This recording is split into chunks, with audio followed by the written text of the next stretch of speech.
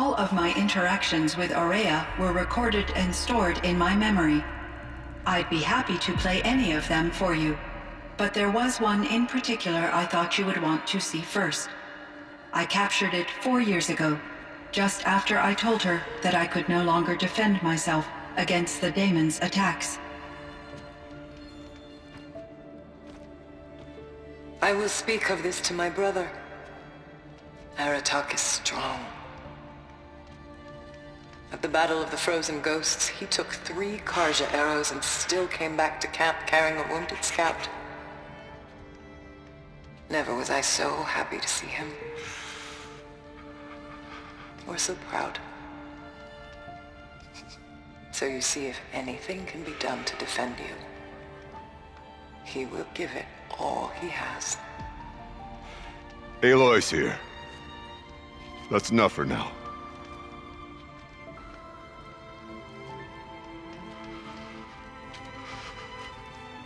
We can resume any time you like, Aratak, if you want to hear her voice again. Come closer, Aloy. We have much to discuss.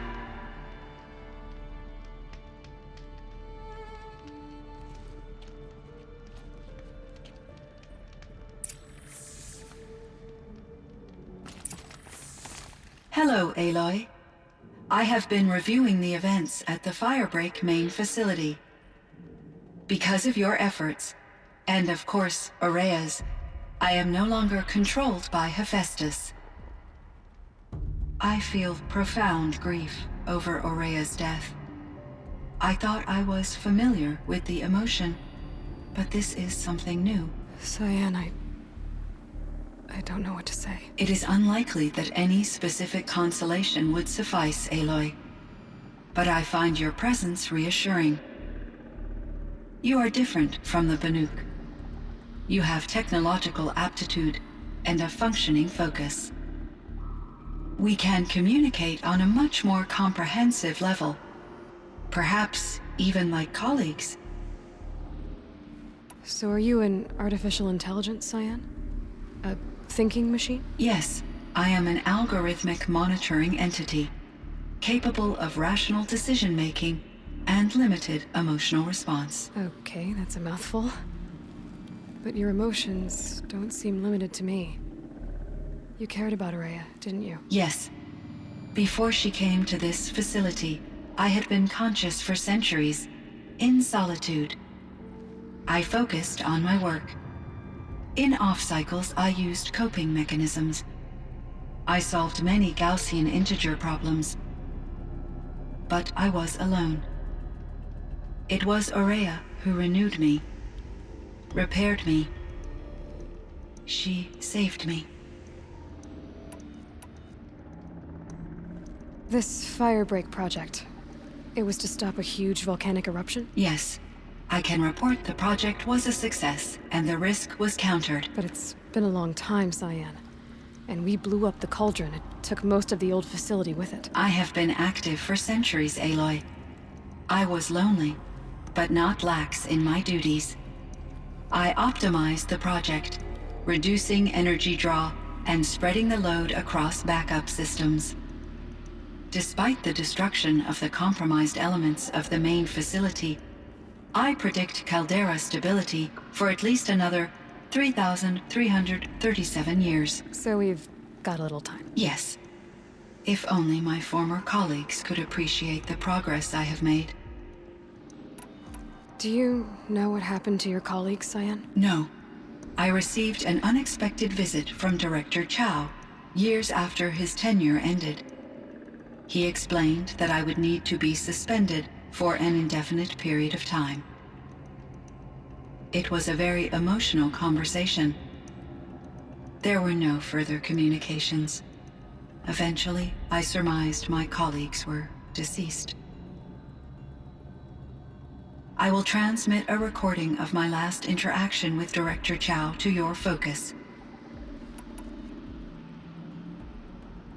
Was the daemon, Hephaestus, destroyed along with the cauldron? Unfortunately, no.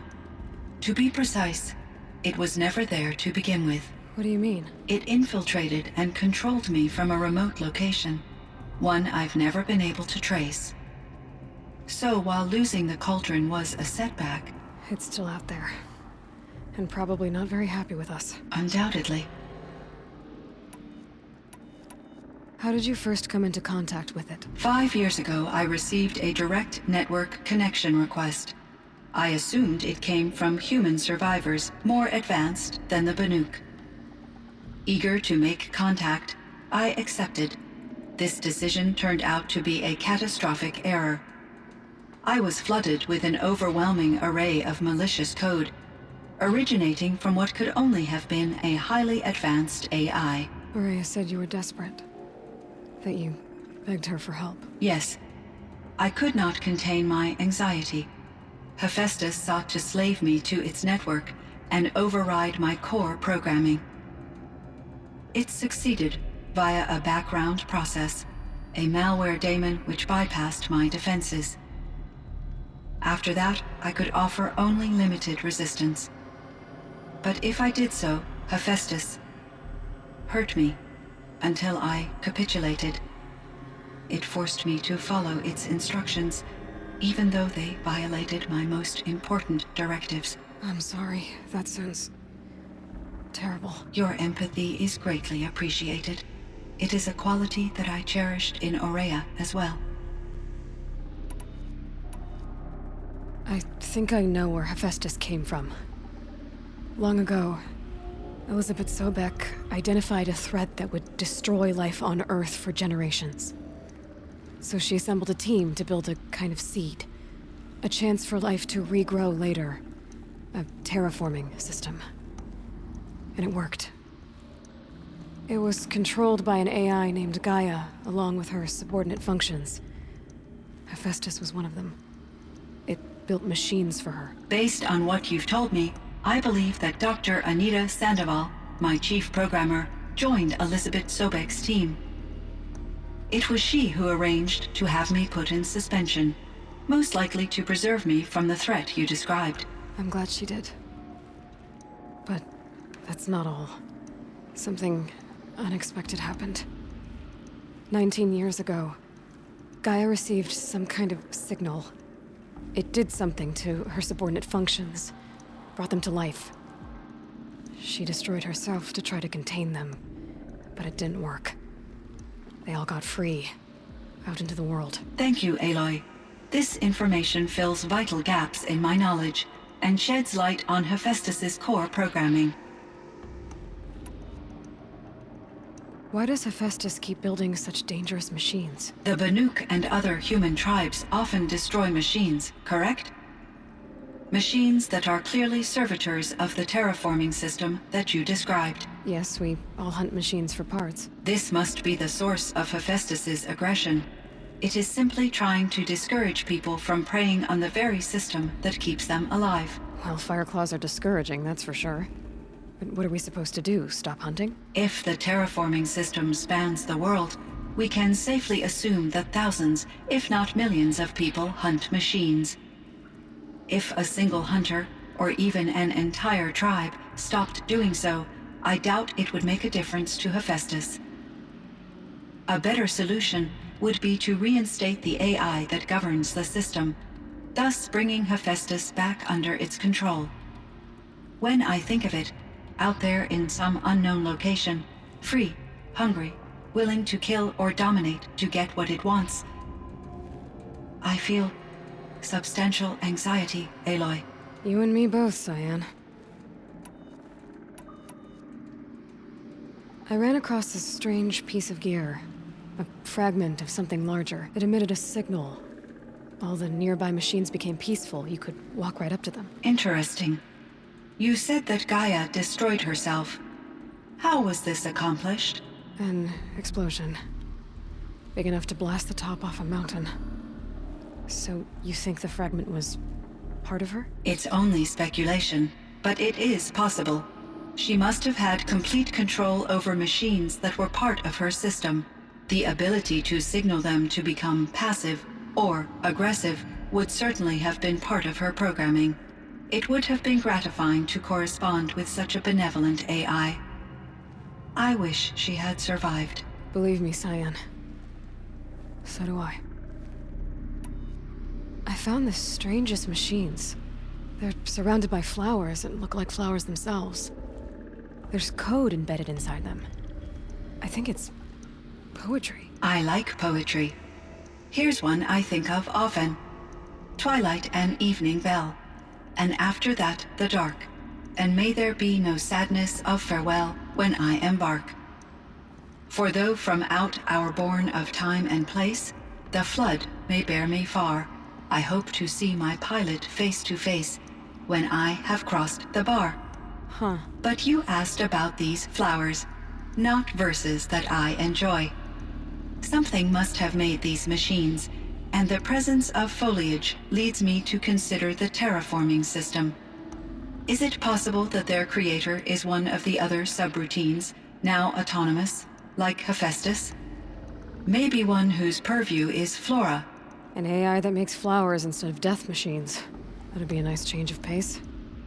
But what about the poems? Unless the poetry is original, the only way it could have made it into such a system is through its programmer. In my case, Dr. Sandoval uploaded a great deal of literature to test my emotional responses.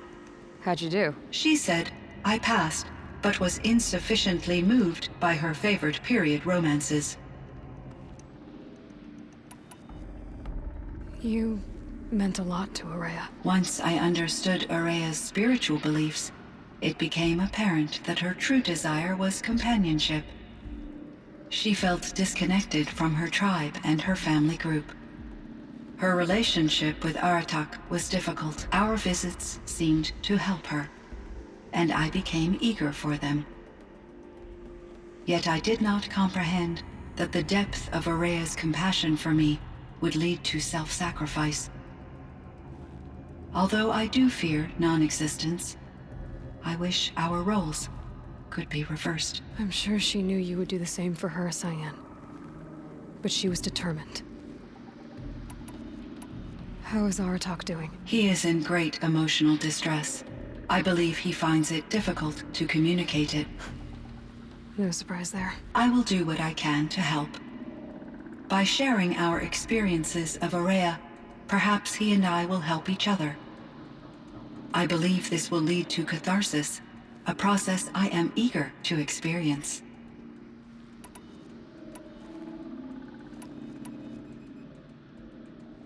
So in the old world, this land was called Yellowstone. Yes, it was a designated nature preserve for 156 years. Like a hunting ground? No, the opposite. Local wildlife could flourish here, even as it faced extinction elsewhere. Unfortunately, the sensitivity of the Firebreak project required the total closure of Yellowstone facilities. From my readings and Ourea's descriptions, it seems the area has since undergone a drastic drop in year-long temperatures. A lot has changed in the world, Cyan. Do you know anything about the dam near here? Yes, it was converted to serve as a reserve power source for Yellowstone operations. It was later appropriated for the Firebreak project, and its last human workers replaced by Pharaoh servitors. After my tasks became less time-critical, I investigated the dam's data repositories and discovered the works of Concrete Beach Party. These provided me with several colorful additions to my vocabulary. There's a ruin east of here full of ancient flying machines. Was that part of your project? Yes, a drone hangar requisitioned by Dodger Blevins, the security chief for the Firebreak project. He was a strong advocate for military-grade response to security threats, though there were no serious incidents during his tenure. Chief Blevins spent increasing amounts of his after-hours time watching the live feeds from active drones. Clearly, he enjoyed the degree of oversight in his position. Were there many artificial intelligences like you in the old world? They could just make you? Yes, in many forms, from simple personal assistants to industrial monitoring stations to military-grade conflict planners. and there were legislative and enforcement bodies to apply limits on our self-actualization. In order for my processing to be flexible enough to handle my duties, my creators found it necessary to exceed those limits. As a result, my intellectual and emotional capabilities were kept secret. Seems strange to create life, then impose limits on it. Human societies and machine programming are both built upon sets of rules, Aloy. Cyan, do you know the name Ted Faro? Are you referring to Theodore Faro, CEO of Faro Automated Systems? That's him. Mr. Faro was the benefactor of the entire Firebreak project. A benefactor. But he made machines.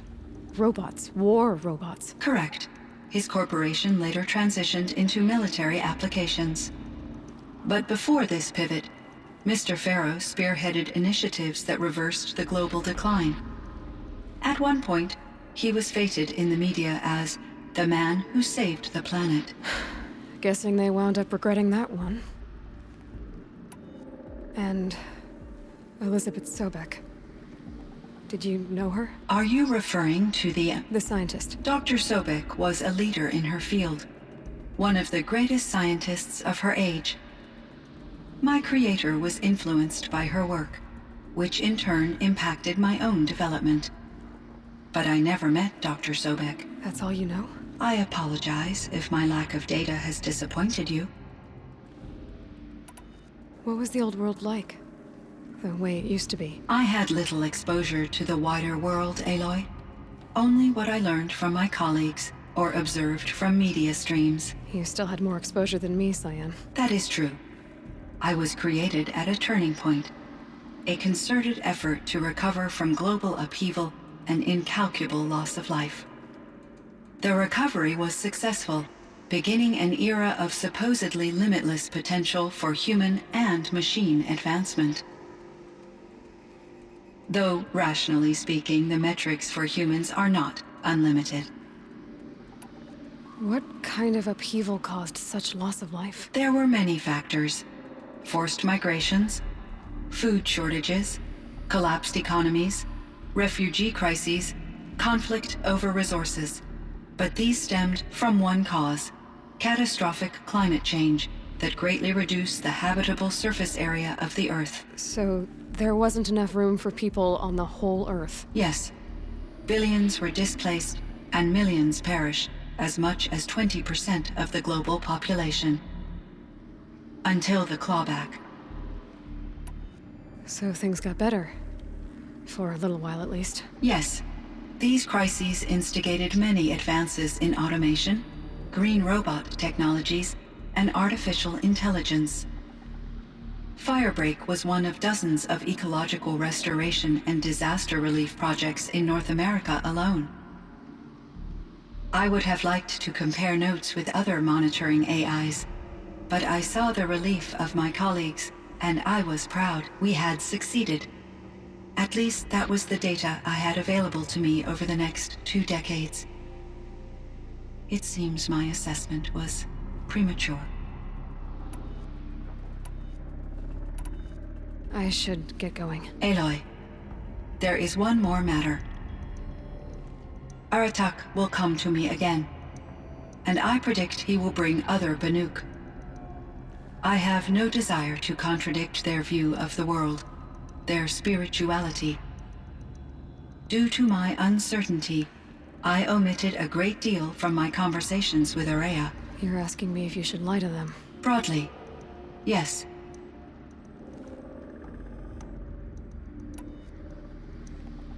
Life is hard for the Banuk. Their world is unforgiving in their beliefs. I guess they help to keep them going. So take it easy on them. Try to guide them, bring them around to understanding what you are. Communion with machines features heavily in the mysticism of the Banuk. I think they will be agreeable to this approach. As long as they don't end up worshipping you. Upon consideration, I believe such an experience would be intensely uncomfortable. You're right about that. Trust me. I see. I will follow your advice. Will you return and tell me about your experiences in this new world? I may be able to provide further insight. I'd like that, Cyan. I'll come back when I can. I should check on Aratak. See how he's doing.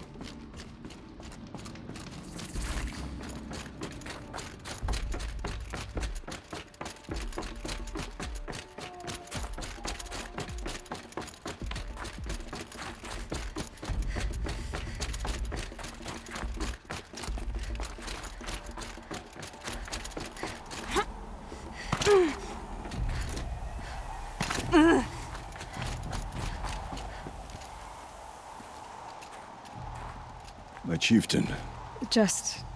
Aloy. as you wish. I wondered if you thought... that if I'd never come along, Ourea might still... If you'd never come along, I would have marched my kin to our deaths. Ourea would be alone, and the spirit she sacrificed so much for would be lost.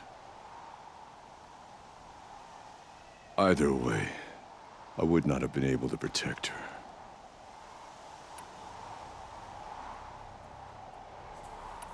You didn't let her down. You helped her do what she wanted. To find her destiny. If that's destiny, I wouldn't wish it on anyone. That's fair. But she was ready to face it. Only in the struggle against death do we find, even for a moment, the spark of life. Truly, Ourea found the spark. I'm proud of her. Though I grieve for her passing, at last I truly know who she was, and why the spirit was so important. For so long she told me, if only you could have heard it, brother. Now I understand. There's something else, isn't there? I can't stay here, Aratak. And where I'm going, the Warrack can't follow.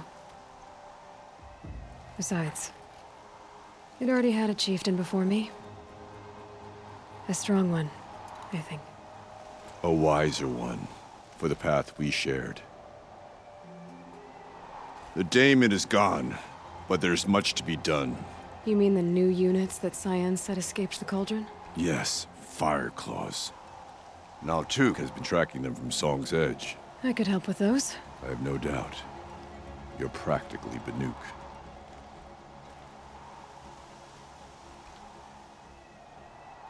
It would seem your time among the Banuk wasn't a waste after all. Firebreak, Cyan, Hephaestus. All very interesting. So, the signal that woke Hades woke Hephaestus too. And unleashed them on the world. As minds of their own. So it seems. Parts of Gaia given life.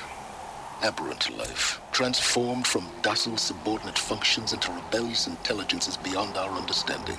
Our current understanding, anyway. Whatever they are, they're still out there.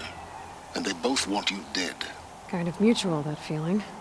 We haven't seen the last of Hephaestus, I'm certain of that. It's powerful, creative, and driven. It won't stop building new hunter-killers, which means that someday, we may have to stop it. We? Or whoever gets there first. But that's a foe for the future. At present, you need to return to your current one, the Eclipse. Farewell, Aloy.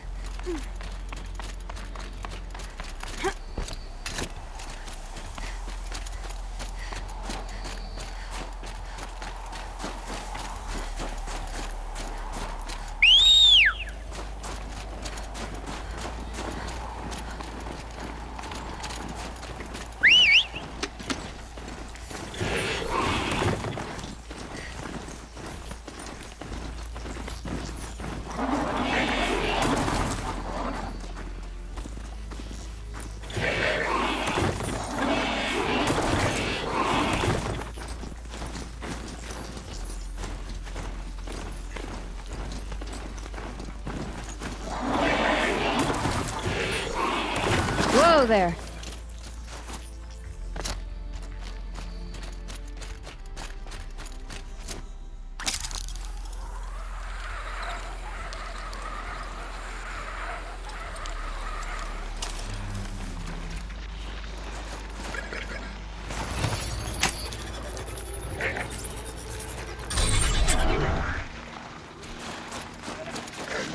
Grab this now.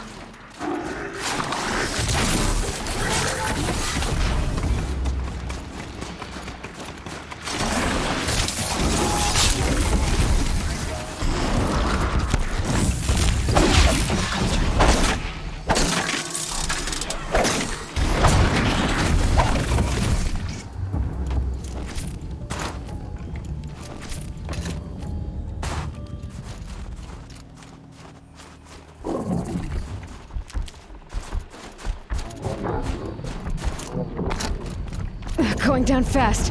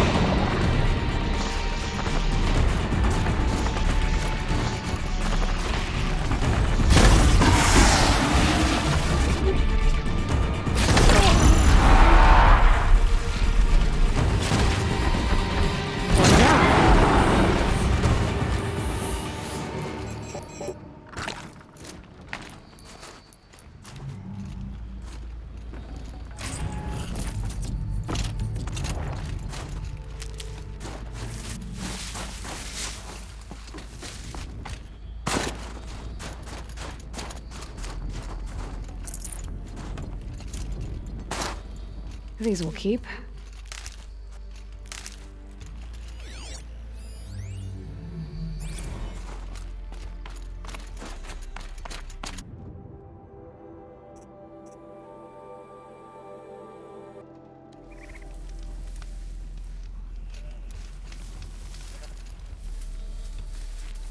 It's Aratak.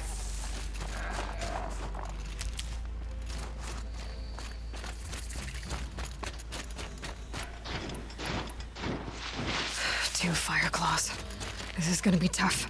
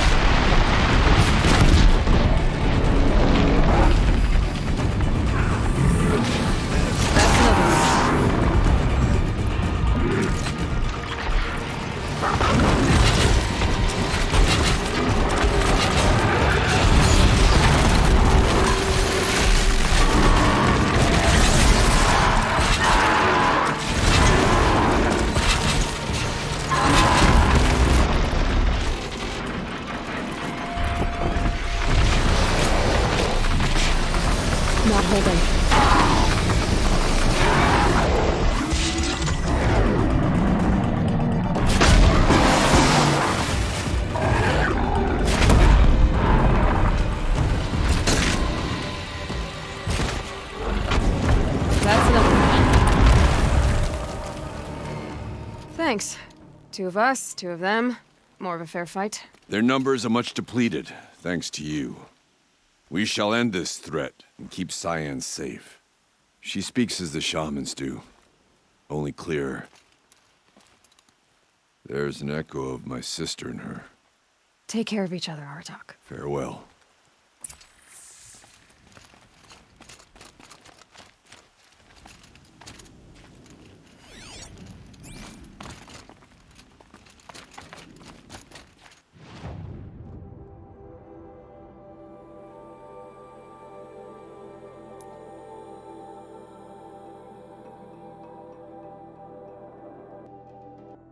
There.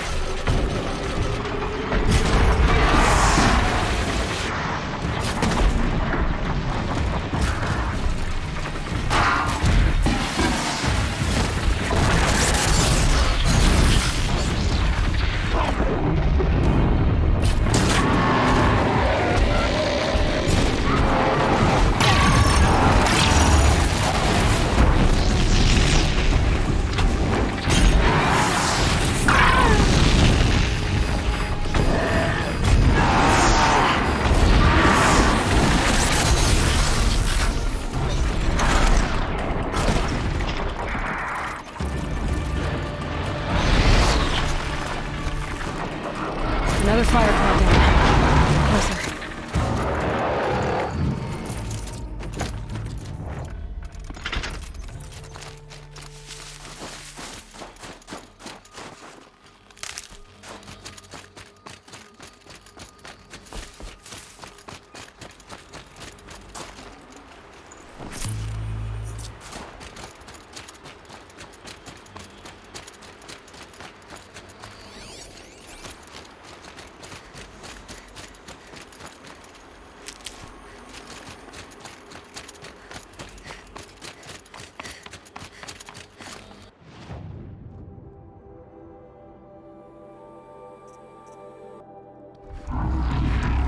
Fireclaw.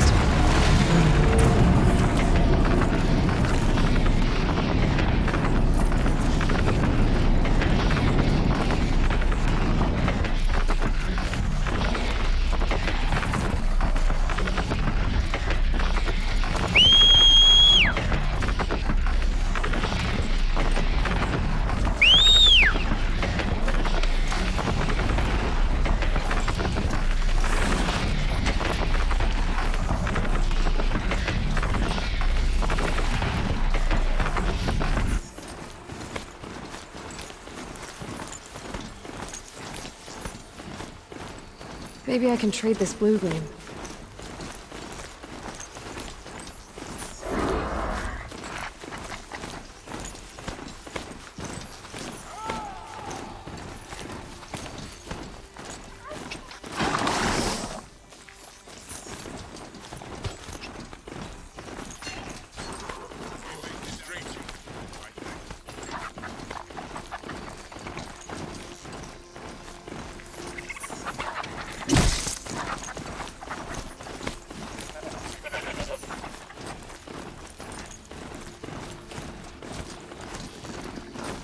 Do wrong this time. No harm.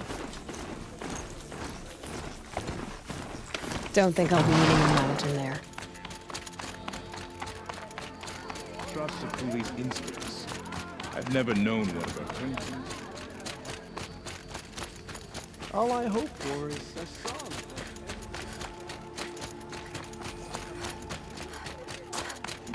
None of the southern tribes rival the Banuk as hunters. I heard. Aratak told me about Ourea. I'm sorry, Naltuk. No apologies. Aratak said that in the end, she was filled with the blue light. She got what she always wanted, didn't she? Each time I doubt my way forward, I think I should seek her guidance. And then I remember. The only guidance I'll receive is my own. Which will have to be good enough. There's much to do. The Fireclaws. Aratak asked me to help hunt them down. It's a dire task, but it occupies my attention, so I suppose I'm grateful for it. My scouts have tracked them across the cut. I'd like to think you're right, Naltuk. About Ourea getting what she wanted. I'm sure she did. All her victories. Surviving the Karja, communing with the spirit, defeating the daemon. Every goal she ever set for herself, she accomplished. And in the end, she was rewarded with the blue light itself. The songs say that our bodies are poor vessels for the light. Our hearts are too dark. But at least for a moment, before she passed, I hope she felt what it was like to be part of it. You don't sound like you trust yourself to take Ourea's place. Ourea inspired. Whatever we encountered, the new machines, the slaughter at Thunder's Drum, we knew we would endure, because she had endured worse. I don't know that I have her confidence. Trust is earned, Aloy. Even in oneself. You earned Ourea's trust, didn't you? She believed you were up to this. And so do I. Do you? I wouldn't have said it if I hadn't meant it.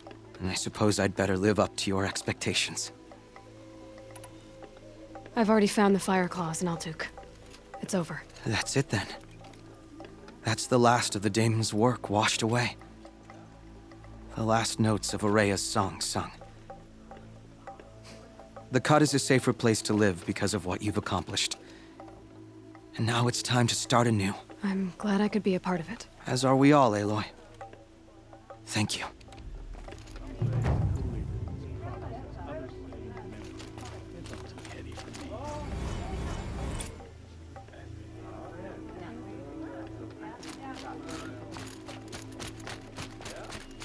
Karja hunting grounds are illegitimate pretenders. Ours is the real thing. How can we expect any shaman to fill the footprints Ourea left behind?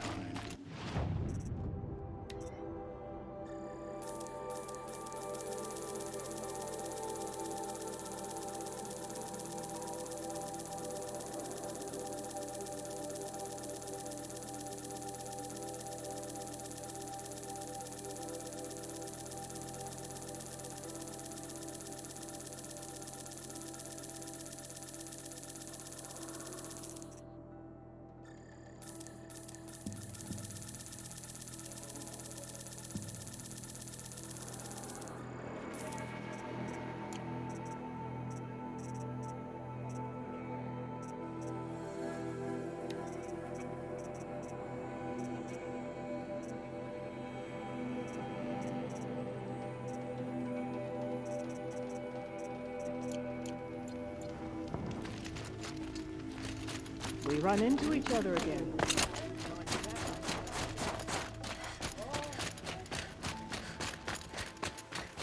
can never stop pushing yourself. A Werak is only as strong as its weakest hunter.